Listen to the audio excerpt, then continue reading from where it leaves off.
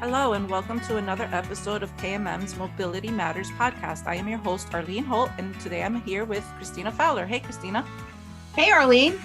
On today's episode of Mobility Matters, we are joined by Sean Meehan, who is a research project manager at the Alan M. Voorhees Transportation Center for Rutgers University Edward J. Blaustein School of Planning and Public Policy. Sean is also the vice chair of the Highland Park Safe Walking and Cycling Committee. Hey, Sean. Hey, Arlene. Thanks for having me. Thank you so much for joining us once again. For those of you who are new to the podcast, we had Sean here in season 1, episode 7, talking about the Safe Routes to School program in New Jersey and with Middlesex County. And we wanted to bring him back so that he can talk a little bit about the Safe Walking and Cycling Committee in Highland Park and how it was started as an offshoot to the Safe Routes to School program. Sure. So the Safe Walking and Cycling Committee, or SWAC as we call it, is a mayor-appointed all-volunteer committee. And what makes it kind of unique in New Jersey, it was established by ordinance. So, there's an ordinance that says what SWAC is and who should make it up, which is unique. There's not too many towns that have that. But it also means that, it really can't just disappear, which is a great thing to have. So I think the ordinance says that we can be up to 25 members. I wish I had that many people. I don't. But, it's good to know there's room to grow. And the ordinance also establishes that we have a council liaison, which is so helpful and really critical to our success, is having that connection with the council. And also we have a police department rep, which is also very important for getting things done. So, we get a lot of the decision makers together in the meeting. And, if we're coming up with an idea, sometimes the problems can be sorted out in that meeting because we have the council, we have the police, we have our own people. So it's been really helpful.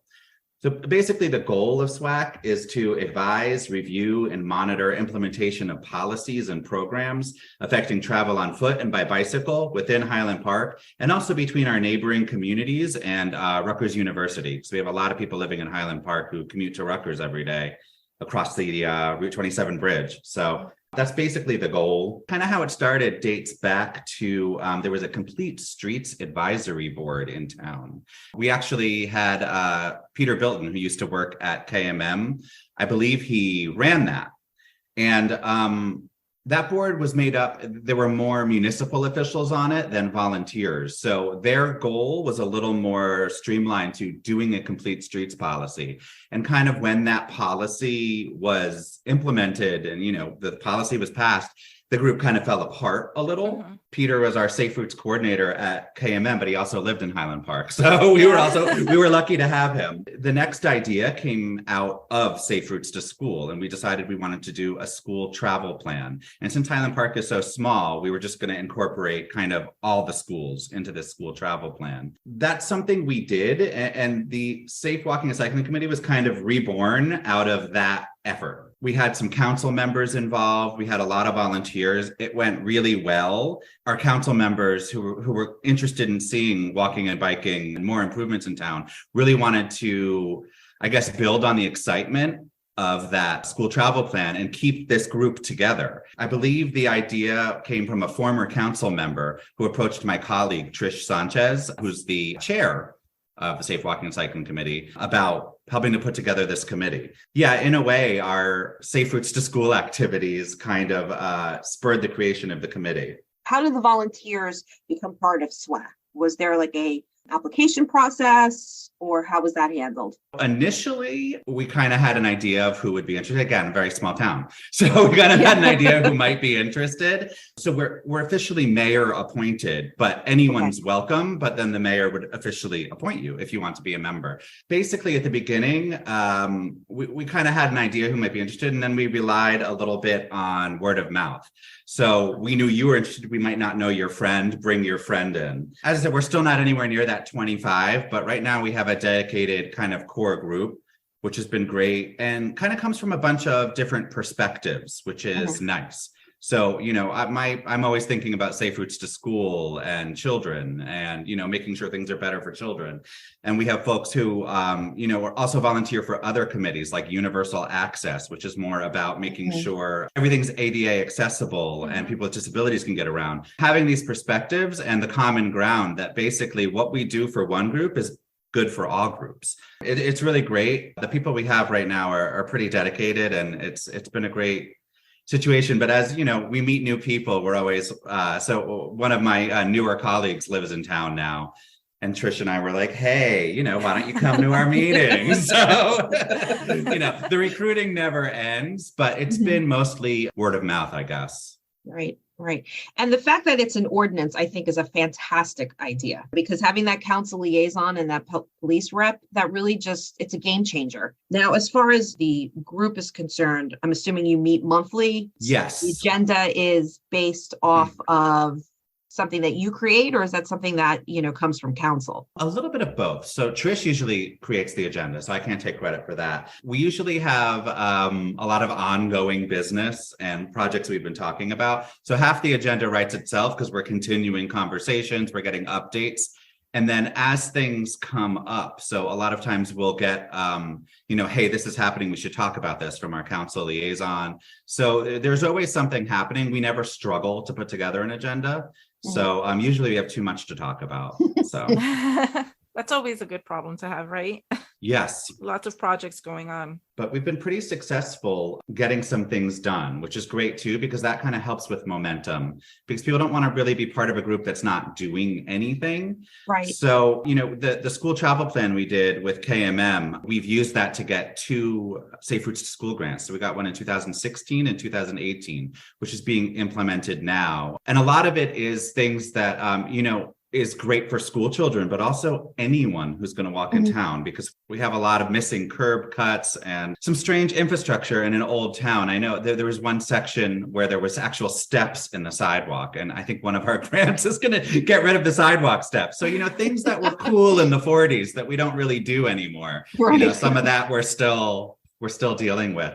So it's been great to see some of this stuff get in place. Some of the other things we've done is we helped the borough apply for a local technical assistance project, I believe, with NJDOT. And they basically paired us with a consultant who gave us a bike ped plan. So it was great. We helped them do the outreach, get people involved. Right. And they, wrote the plan and, did the expertise. So it was really a great experience. We have that. It's adopted as part of the master plan, and it's kind of the vision for what we want going forward. As we're, again, I have to give credit to a lot of our council and also our borough administrator, who's amazing. Basically, going forward, as she manages the repaving projects, she's basically looking at this plan and like, okay, what can we sneak in? Paint's cheap if you're already repaving. So, that's supposed to, that street we have dedicated for a bike lane, let's put it in. So that's her vision going forward, is not having to always apply for the grant, but also sneaking in what we can, when we can, inexpensively. And I think that's a great model. And she's been amazing to work with, and the council's been great. I know it's, I feel sometimes when people are like, oh, can anyone do this? And yes, anyone can, but I'm not going to deny that we have some advantages in Highland Park. We have the council's been very engaged. They're interested. They're into this. The mayor's wonderful. One of my favorite things she ever said, when we were talking about one of the pop-up bike lanes we were doing, I think we're going to talk about that later. Somebody was giving a little pushback and she said, oh, it's going to happen. We're just going to figure out the best way to do it. And I was like, yes, that's amazing. Well, like you said, it is so important to have policymakers, decision makers at the table that are invested in these projects. Yes, anybody can do it. However, if you don't have a mayor who is supportive of these practices, and you don't have the support of the police department and council, you have to work harder to get these projects accomplished. And that's something that, Highland Park, we all know it's a great community. It's not just a town, it's a great place to live, and everybody's very close knit.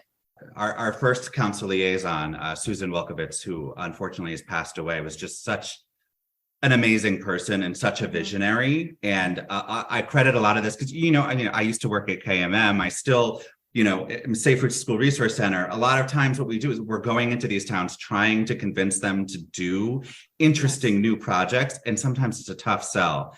And Susie was so great because we'd tell her about these things. She'd be like, great, can we do it next week? And it was like the first time I ever had that experience. I'm like, oh, wait, you don't want to think about it? She's like, no, I'm sold. Let's do it. When can we start? And I was like, wow. It's true. I mean, we're working with a lot of other towns in Middlesex County. And I remember the mayor of Dunellen meeting with him as he just got elected as the mayor. And he said, I'm going to do X, Y, and Z. And then I met with him last month. I said, how did you do it? He said, because I'm doing it. Like I set out to do it. And you're so right. I mean, when you have somebody who's a champion of these projects, so much can get accomplished in such a little time. Right. Yes. Right.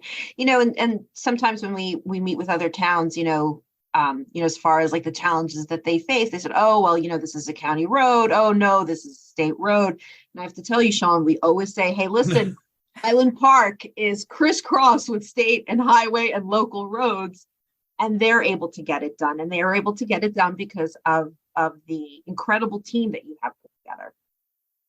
Yes, you have to really, it might take longer and you can't get discouraged because, Right. there's things we've been talking about. So, as you said, basically, a state road is our main street. So sometimes, we get these great ideas. It can take a little bit longer and you can't get frustrated. You have to make sure the road owner is on board. Yep. And Middlesex County has been great too. They've done some, what is that? River Road, I guess, is a county road. Yes. And they recently narrowed it. They put in some parking spaces and some striping to help slow things down because we had a particularly bad crossing, basically to get to a park on the other side of River Road. And there was just, no one would stop for you. It was terrible. So, it's a bit better now because people are slowed and they're already going a little slower, they're more likely to stop. Right. So, just these little things can make such a big difference. And I wasn't really part of those discussions, but from what I understand, it was brought up with a meeting with the county and they were like, oh, sure. Yep. So sometimes people are afraid to ask. And that's really what I want people who are listening to know is don't ever just, oh, well, it's a county road, so we can't do anything. You can always ask, a lot of the people who work for these counties, they live here too. This is their home. They're interested. So don't ever just, oh, well, we can't do it because it's not our jurisdiction. At least ask. You'll be surprised what you can get by asking. Keep asking respectfully, and eventually you'll come to some sort of agreement. Well, also a lot of towns have to do their master plan every 10 years. So maybe you can't do it now, but that doesn't mean it can't be part of your plan in 10 years. Yeah, or definitely. Whenever it's time to take a look at that. And a lot of towns are working on that right now.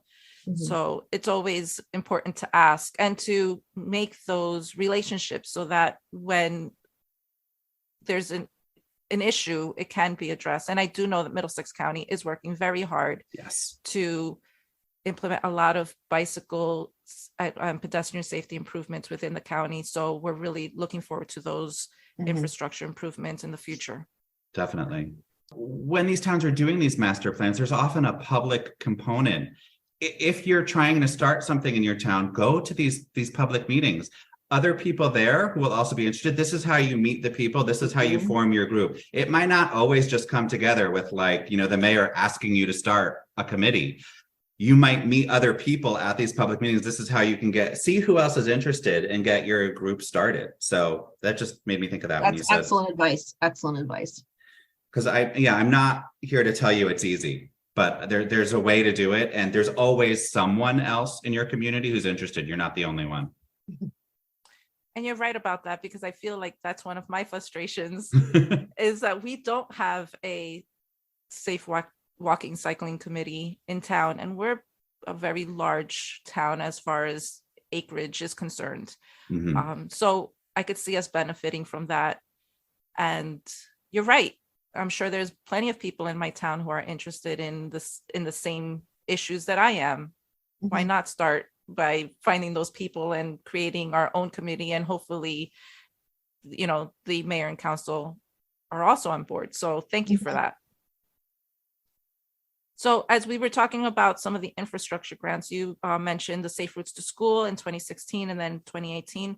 Do you remember what those grants were, or what has the SWAC done with those grants?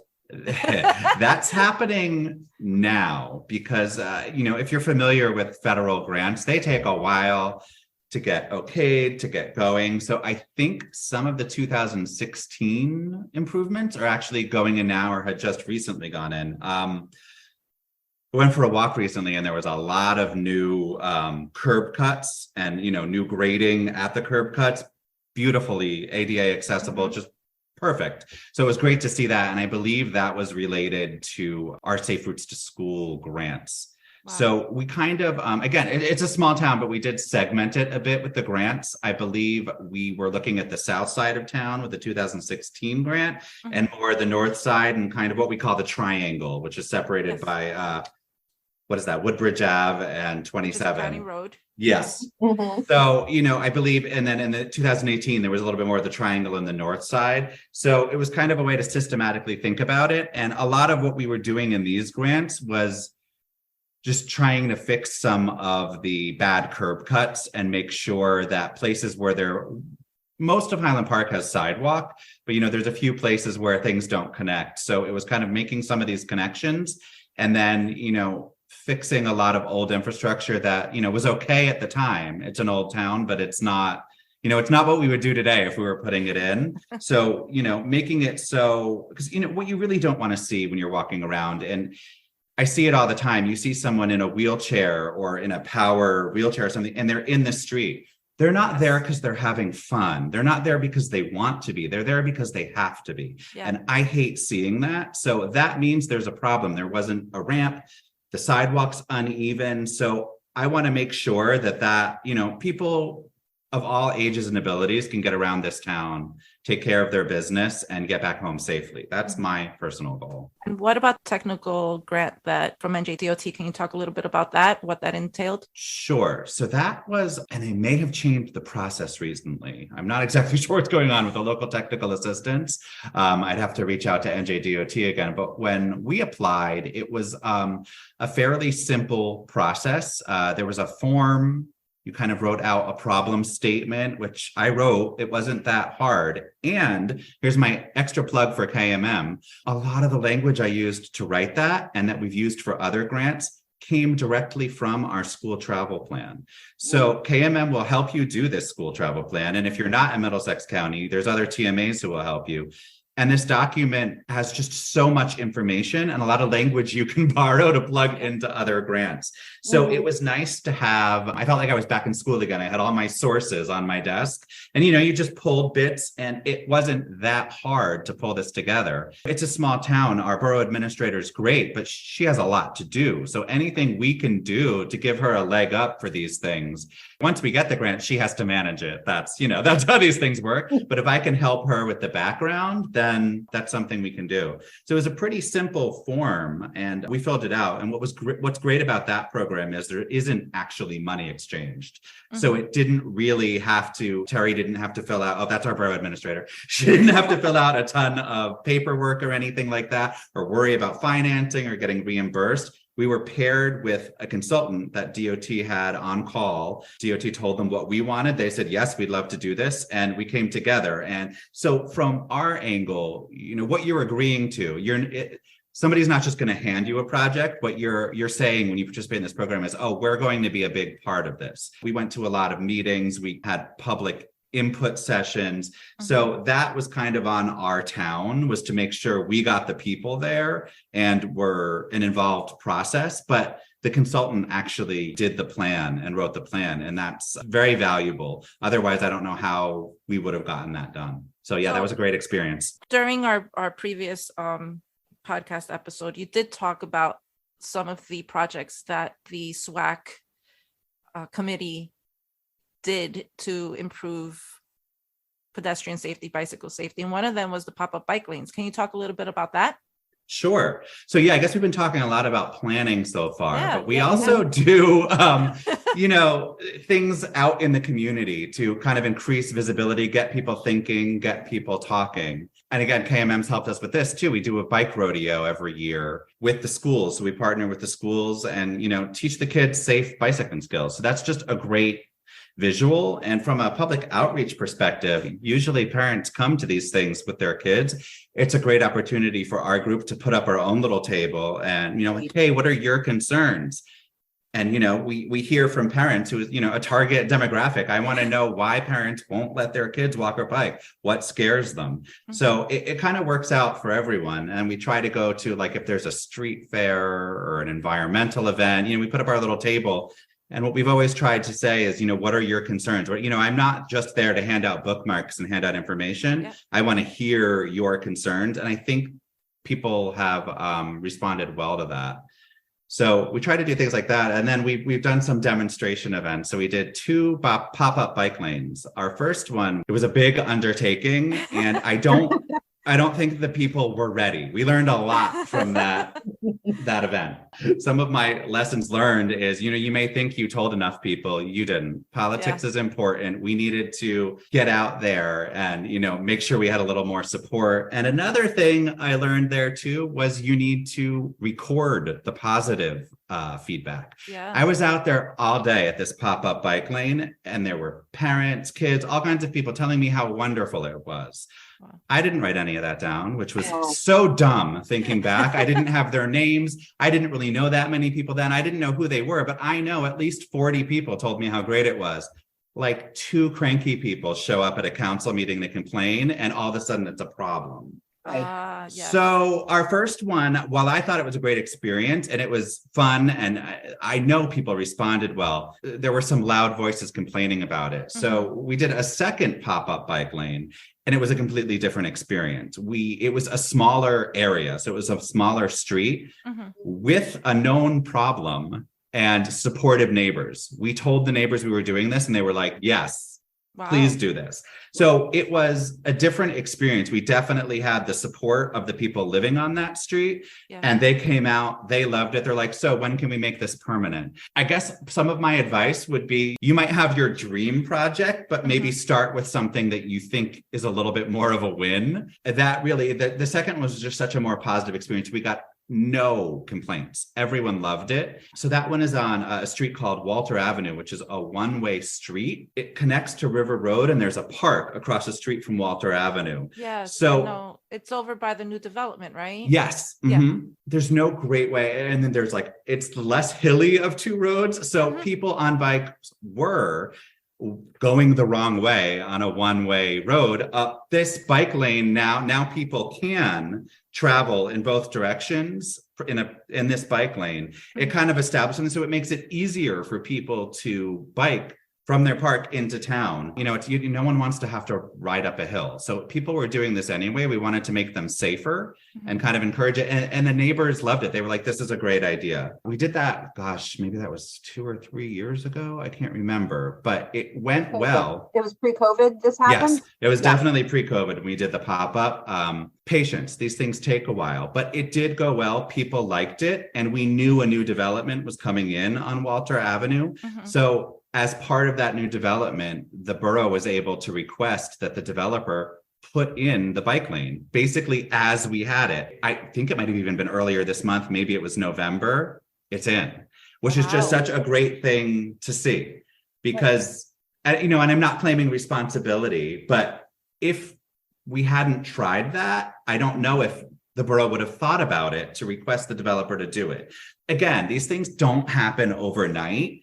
But if you can plant the seed, plant the idea, and then keep talking about it, these opportunities are out there. And this was something the developer did and really didn't cost the borough anything. But now it's something we have, and it's a benefit, not only for the people who live right there, but it's really a great connection to the park. You can ride up Walter Avenue and then into town, wherever you live. So it's really helpful. Really the big win is that the developer was the one who incurred the cost, and it's not coming out of the taxpayers' pockets. Yes. And that is something a lot of towns need to realize they can ask for too. It's paint. That's what the developer put in paint. And when you're doing a $1 million development, like $60 worth of paint is nothing. They might do it, Yeah. but having to purchase that paint, have your municipal staff put it down, the expense is different considering who's doing it. You know what I Right. mean? So it's really not a lot for a developer on top of what they're already doing, but it might not get done in your town otherwise. So it's a great way to get some of this stuff done if you can.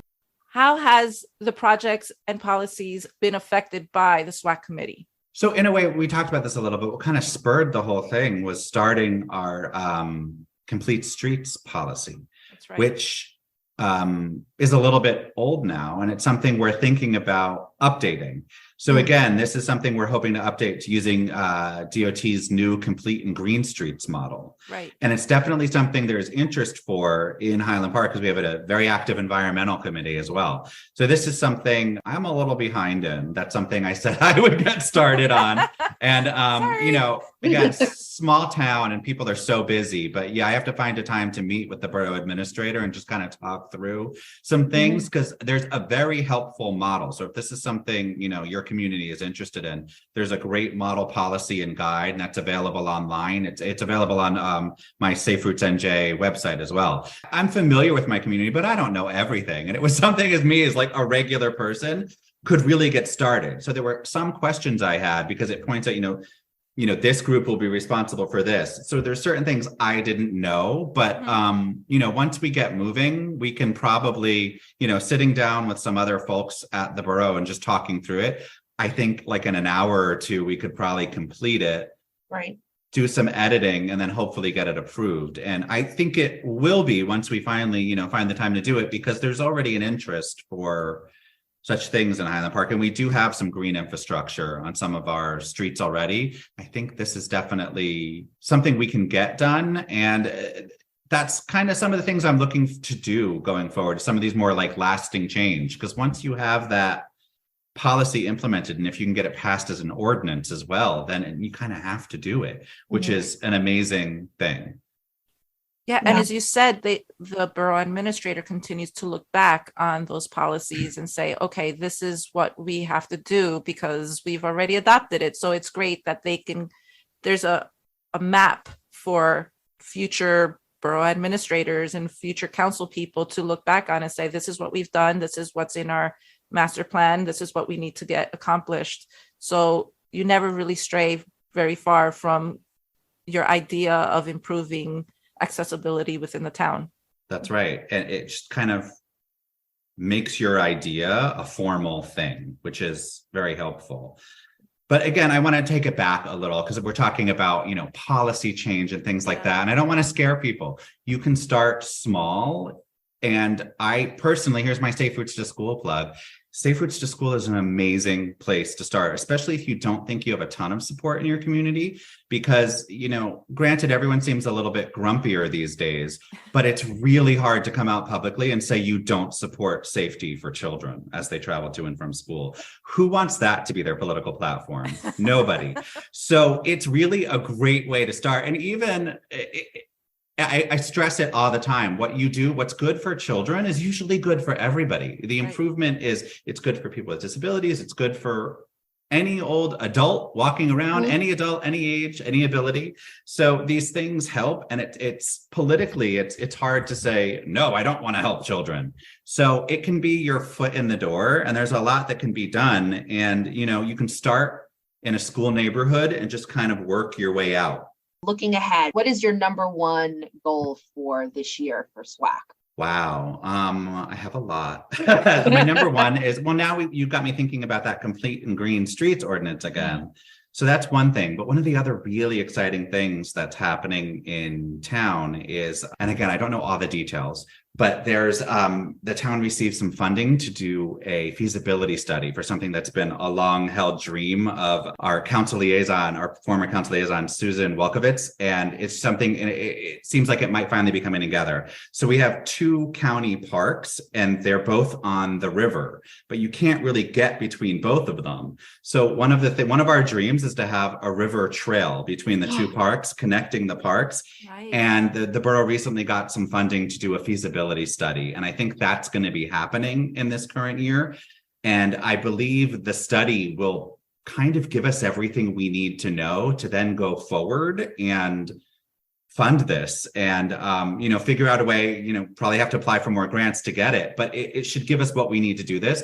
And I can't wait to see that, because I think it'll be such an amazing opportunity for recreation, for travel. So it's basically a way to get from one side of town to the other side of town off-road completely. That's amazing. So And you're talking about incredible. Donaldson and Johnson? yes. So there are some obstacles in the way, such as the bridge, Route 27. So that's why we need help. It's not so easy to go, yeah, sure, just walk along the river. We need some engineers to take a look at that and be like, yeah, how do we do that? Right. Some of our braver members have been under the bridge, and the passage underneath is very wide at one part, but it gets pretty tight on the other side. So claustrophobic, I've heard. yeah, we're going to have to figure that out. But it's just, I'm so excited that this looks like it's getting closer. Wow. So that's something. It was done on the New Brunswick side on the 18 on the other side of River Road. So why not? Yeah. Dream big. That's right. So I don't know if that'll be this year, but it's definitely something I'm excited about. And our committee is going to be part of that, because we really want to get consensus throughout the borough as well. So there's going to be public outreach, and that's something we specialize. We like to try and get people together, talk to them. You want to make sure when you have a project like this that people feel they've had their say, and people are generally supportive. The worst thing is when, you're ready to go and then people show up at a council meeting and, want to fight you. Yeah, so trying to get the word out there, even not everyone's going to want it. Not everyone's going to love it. But if you can get enough support, that just makes your job so much easier. I'm really excited about that. I want to hear more about that. So, maybe next year you'll have to come back again. And talk. What I love the most about when we talk to Sean is we cover so much, and then we create this brand new list so that we have to have you back. I know. Well, it's always great to talk to friends and Sean, former colleagues. Yeah, you've been such a great resource to us and a great partner, and it's just always great to talk with you. Well, and I have to tell your listeners, if you're listening to this, you probably have reached out to KMM, but if you haven't, you really need to. The TMAs are such an amazing resource, not just for walking and biking, for all kinds of transportation. So if you haven't talked to your TMA, and again, if you're not in Middlesex County, you have a TMA as well. There's one to help you. So definitely reach out to your TMA and see if you can get something started. There are people who know how to do these things and are willing to help you. Down the link to the TMAC organization, which is our umbrella organization for the New Jersey TMAs, as well as the link to the previous podcast, part 1 of the Safe Routes program. And of course to Highland Park's SWAC. And the Safe Routes to School program as well. That way we've covered it all, right? Yeah, absolutely. So any final words, Christina, Sean? I just want to say thank you, Sean, for coming on. It's such a pleasure to have you on. You're so inspiring. I live in a small town as well. I'm actually on council too. So to hear it from both perspectives is incredible. And I just want to. Well, thank you both for having me. It's always fun. Funded by the New Jersey Department of Transportation Safe Routes to School program.